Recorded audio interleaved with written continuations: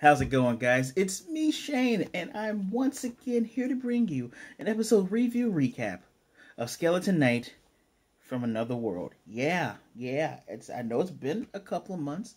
Some things have happened. I took this off of my finger so I could do the review. But yeah, it's been a lot going on. But you know what? Actually all the time, I like to finish what I start. And you know what? We're going to finish this one. Season's done. It's capped at episode 12. I'm at episode 6. I'm at the halfway point. You will be getting most of these as I go along. And I was thinking about doing like 2 or 3 to get up to it. But I said, you know what? I enjoy this series a lot. I'm just going to try to do each episode as I get through. Will I do that for Shikimori? I don't know. It depends on how much I'm enjoying it. I probably won't. But, you know, usually I do that for Netflix stuff. Watch all their stuff together and dove out stuff and slices. But I wanted to get you guys something. You know, I only got one video out last week. I'm going to get you guys some good stuff. At least until, you know, we get another wonderful Wednesday watch, right? But today's episode is entitled Learning About the Darkness of the World at the Elf Village. So I'm going to do this a little bit differently. Instead of doing a play-by-play, I'm just going to I'm going to try to genuinely talk about what happened. So they get to Lalatoya. That's the name of the elf settlement. Ariane, our dark elf, which I gotta just pause here. For being dark elves, they're pretty light in the skin department. Like, dark elves are usually my complexion. In D&D, they are a lot darker because, you know, D&D has some very stereotypical racist roots, but we won't get into that.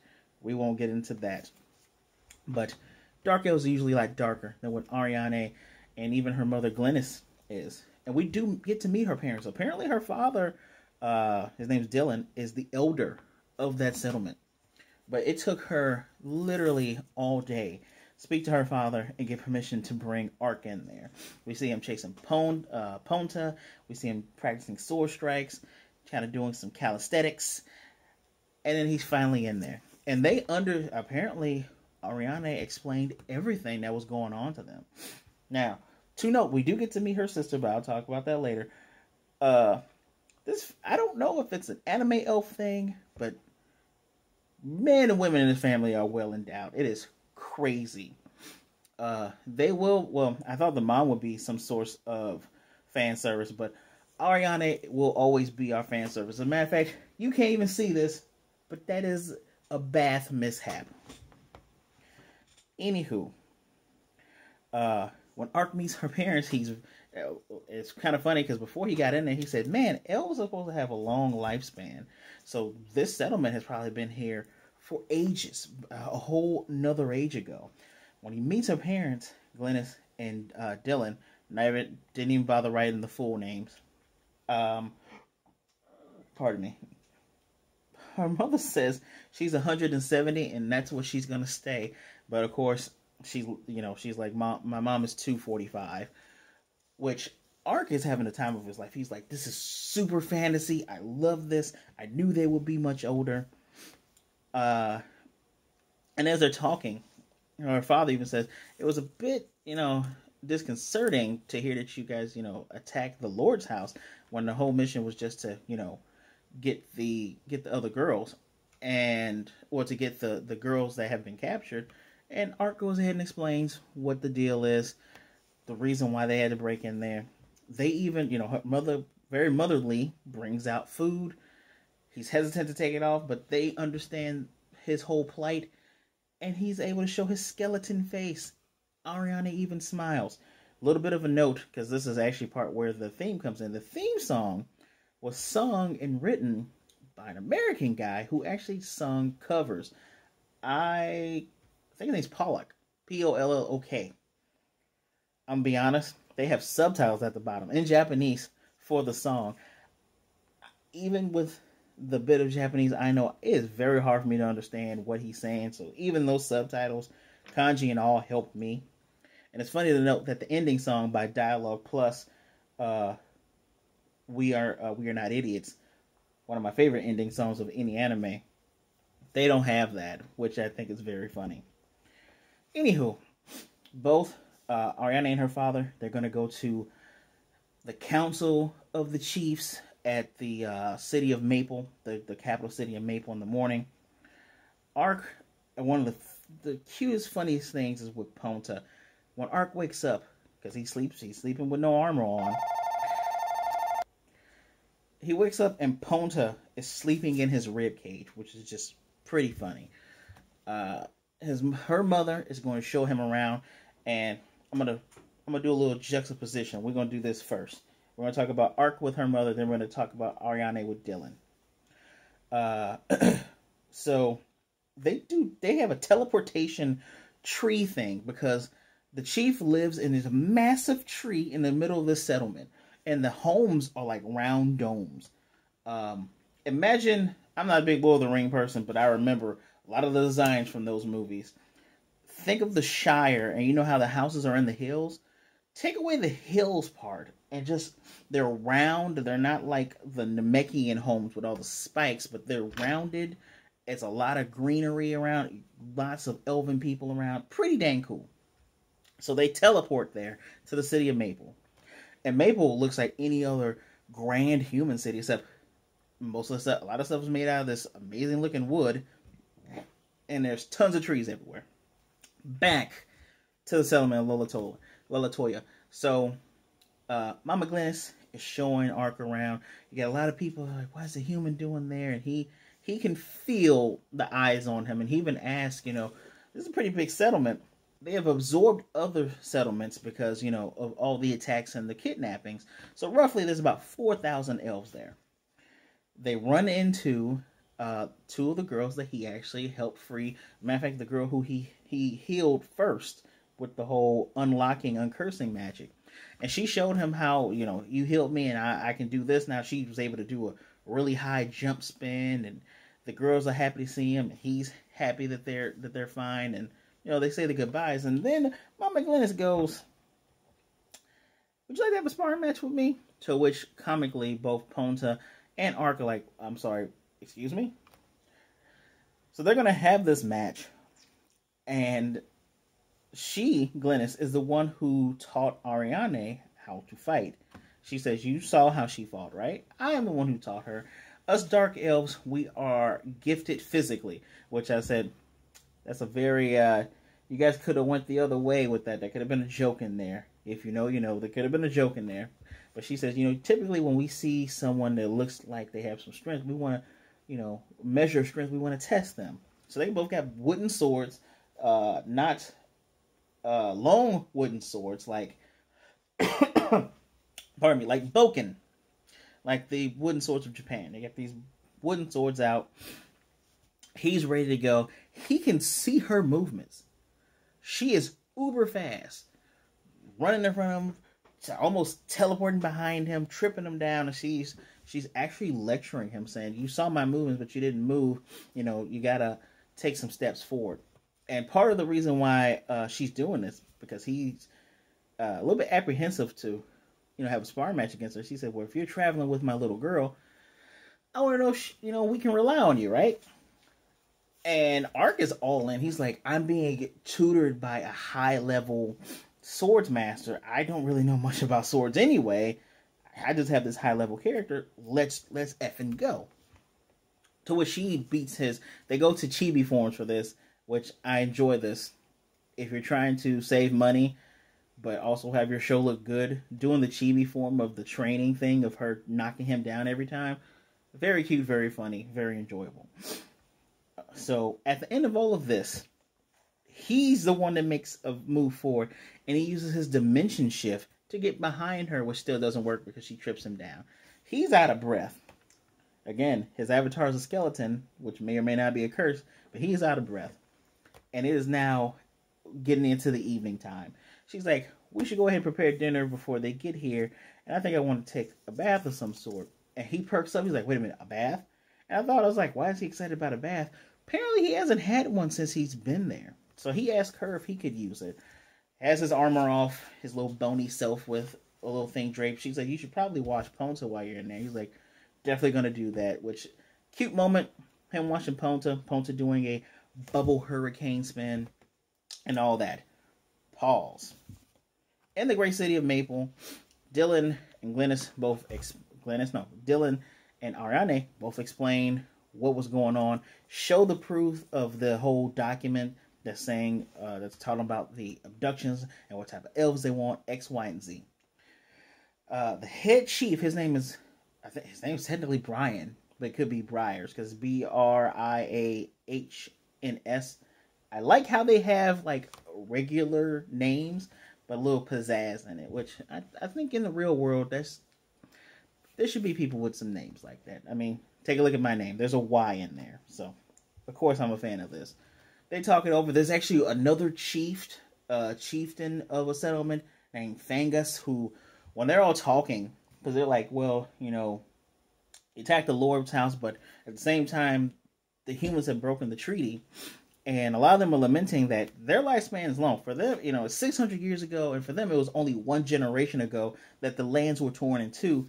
But for humans, it's history. It might as well be, think of today. Think of something that happened in 1900, literally 1900. For us, that is history. For an elf, that's probably one generation ago, right?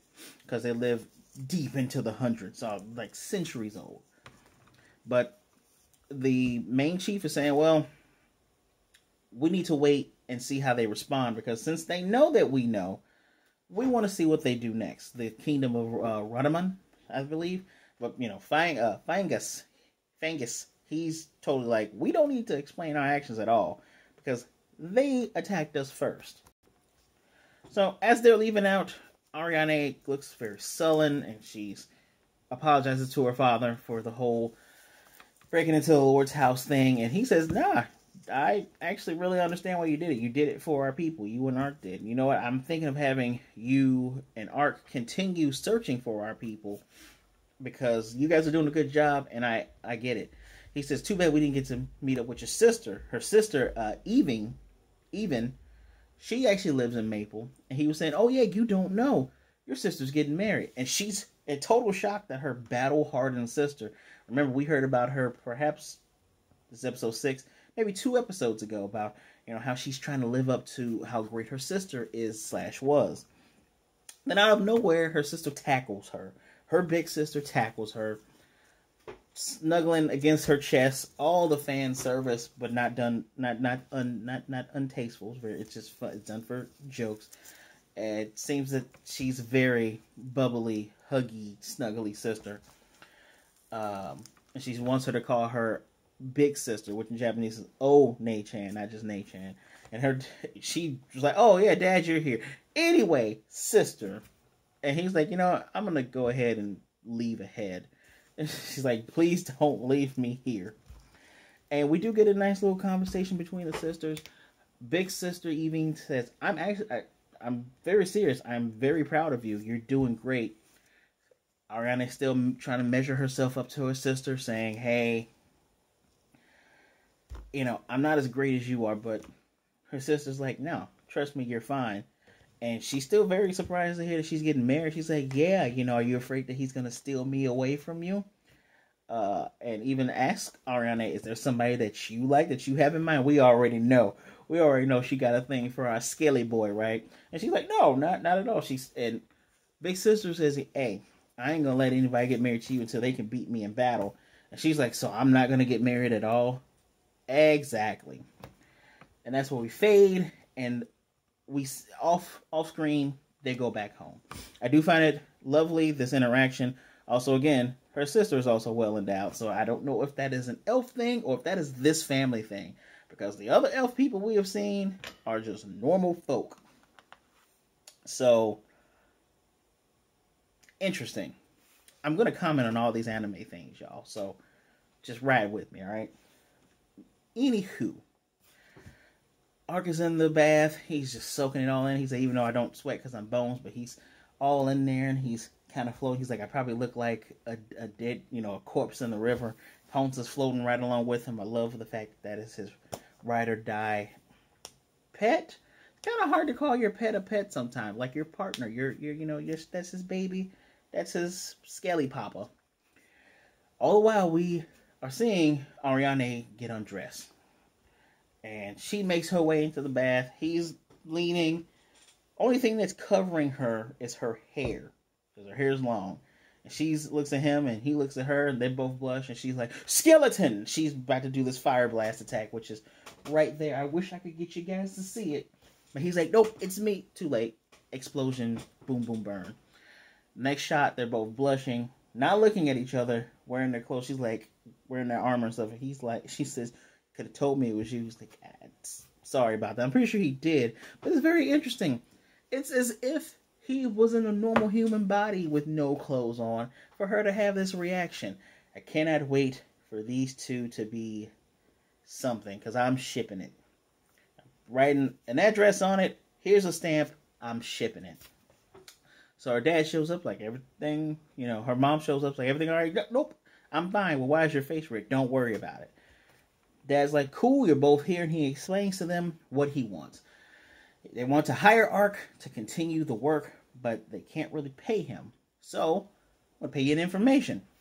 There is this spring near a rare tree called the Lord's Crown. Well, the Lord's Crown is also in an area that of all the dragon kin of the world, the strongest are the dragon lords. And this is where that tree is. It is in the realm of the Dragon Lords.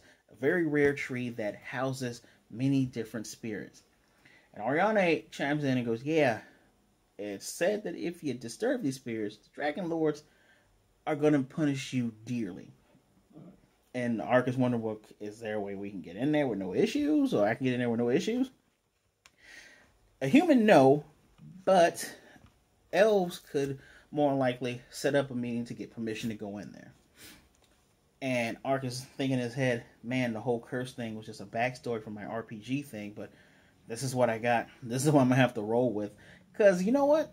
Saying that he has a curse probably makes a lot more sense than, hey, this world used to be a fictional thing, and I came from another place where I play a game of this world. That's a lot harder to explain when there's no video games. So, I get it. And you know what? Probably somewhere down the line, because this, again, is a light novel, and just like Mushoku Tensei Job's Reincarnation, spoiler, Rudy does explain where he comes from later on in the books. So I'm going to assume that Ark will explain sooner or later. Who knows? Maybe not. Maybe it'll be like a Overlord thing. Although I'm not all the way caught up. I'm pretty sure he doesn't explain where he came from. But I like that Ark has feelings. So Ark is a little bit above... I can't even remember the main character from Overlord. Ainz. There we go. Ark and Ainz. I still like Ark a little bit more. Anyway, her father says, is this information enough to hire you since, I gave you this good information? He's like, yeah, of course. Let's get to it. And Ariane tells him, I'm going to go with you to the spring, so don't even worry about it. Word? Cool. So the night falls. Mama brings more food. Mama Glensy brings more food. She also calls Ark Ark-chan, which I guess they translated to Arky, but calls him Ark-chan, which I think is pretty cute, given that technically he would be a child compared to a 245-year-old. But now he's in the bed. This dude always sleeps nude because he's bones. But he's saying that the bishop class uncurse that he has should be able to undo it, but there's also the priest class's holy...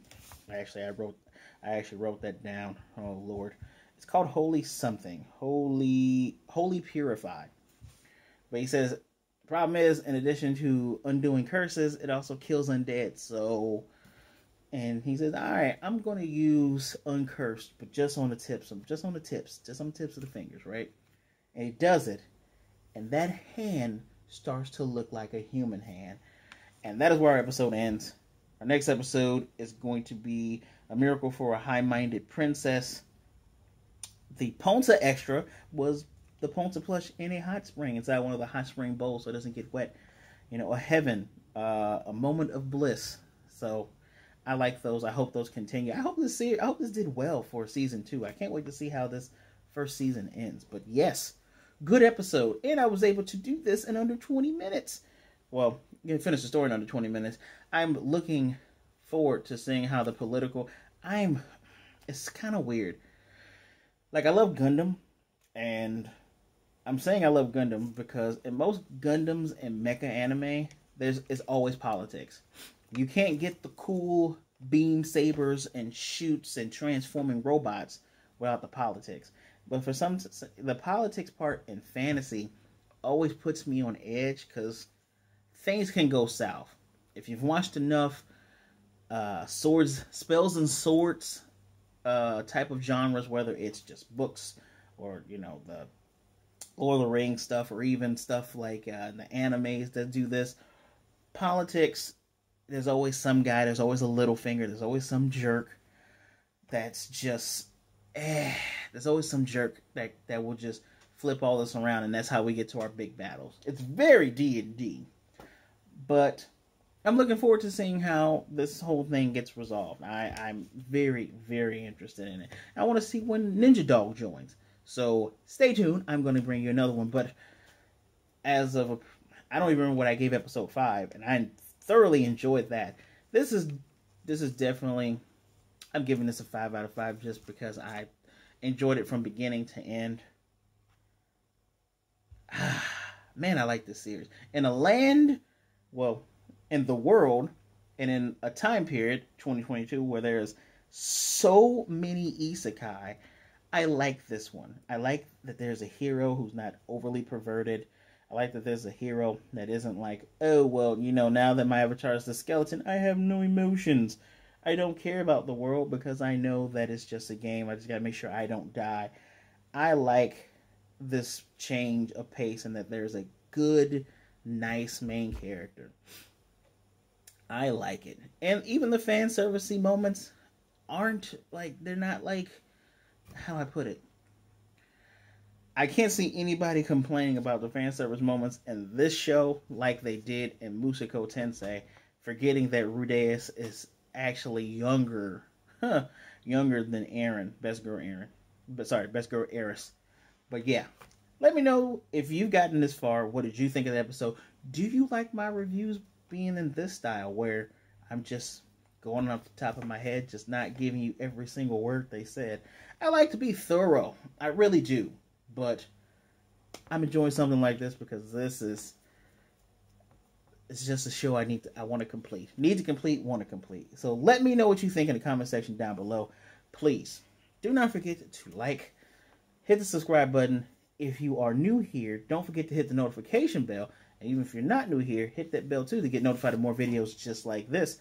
And don't forget to share the video. I know I forgot to say that earlier, but I'm just so excited I had to get into this. Sharing is caring, so share the video. As always, thank you for taking some time out to spend some time with me. Be good, be blessed. Wash your hands, wear a mask. Be good to yourself, be good to others.